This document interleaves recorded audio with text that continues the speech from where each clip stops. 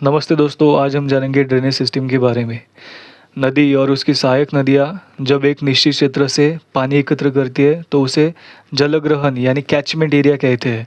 एक नदी और उसकी सहायक नदियों द्वारा अपवाहित क्षेत्र को ड्रेनेज बेसिन कहा जाता है।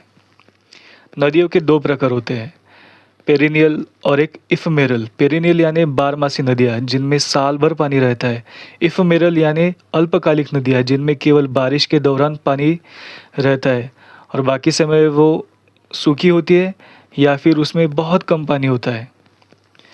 जब नदी और उसकी सहायक नदियाँ बहती है तब वो कुछ पैटर्न्स बनाती है, उसे हम रिवर ड्रेनेज पैटर्न कहते हैं।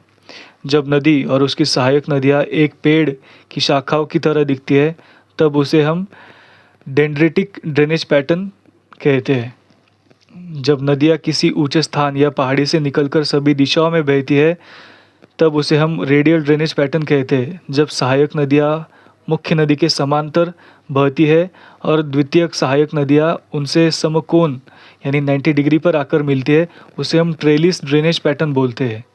जब चारों तरफ से नदियाँ पानी को लेकर किसी झील या डिप्रेशन में गिरती है तब उसे हम सेंट्रीपिटल ड्रेनेज पैटर्न बोलते हैं।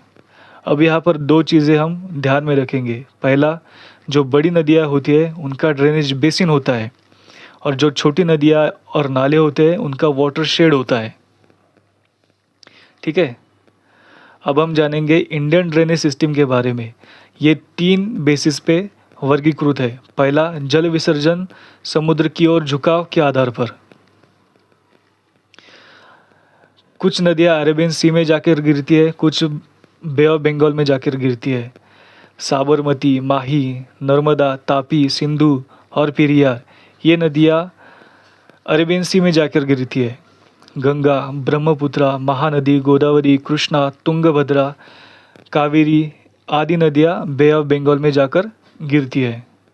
दूसरा, जलग्रहण क्षेत्र वाटरशेड के आधार पर वर्गीकरण। जिस नदी का बेसिन 20,000 स्क्वायर किलोमीटर से अधिक होता है वो मेजर रिवर बेसिन में आती है। जिस नदी का बेसिन 2,000 से 20,000 स्क्वायर किलोमीटर होता है वो मीडियम रिवर बेसिन में आती है। जिस नदी का बेसिन 2,000 स्क्वायर किलोमीटर से भी कम होता है वो माइनर रिवर बेसिन में आती है। और तीसरा है नदी की उत्पत्ति, प्रकृति और विशेषताओं के आधार पर। कुछ नदियाँ हिमालयन ड्रेनेज सिस्टम में आती है, कुछ पेनिनसुलर ड्रेनेज सिस्टम में आती है। यानी कुछ नदियाँ हिमालय में उद्गमित होती है, कुछ पेनिनसुला में उद्गमित होती है। जो नदियाँ हिमालय में उद्गमित होती है वो पेरिनियल होती है और जो पेनिनसुला में उद्गमित होती है वो इफेमेरल होती है। अब कुछ नदियाँ ऐसी भी है जो हिमालय में भी नहीं उद्गमित होती और पेनिनसुला में भी नहीं होती, जैसे कि चंबल, बेतवा, सोन। लेकिन ये आखिर में जाकर हिमालयन ड्रेनेज सिस्टम में जाकर मिलती है या फिर पेनिनसुला ड्रेनेज सिस्टम में जाकर मिलती है, इसलिए हम इसे अलग से नहीं पढ़ते हैं। और इंडियन ड्रेनेज सिस्टम को नदी की उत्पत्ति, प्रकृति और विशेषताओं के आधार पर ही वर्गीकृत किया जाता है।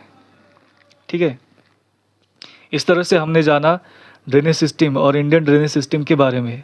अगर आपको वीडियो पसंद आया हो तो लाइक कीजिएगा, अपने दोस्तों के शेयर कीजिएगा और चैनल को सब्सक्राइब कीजिएगा। धन्यवाद।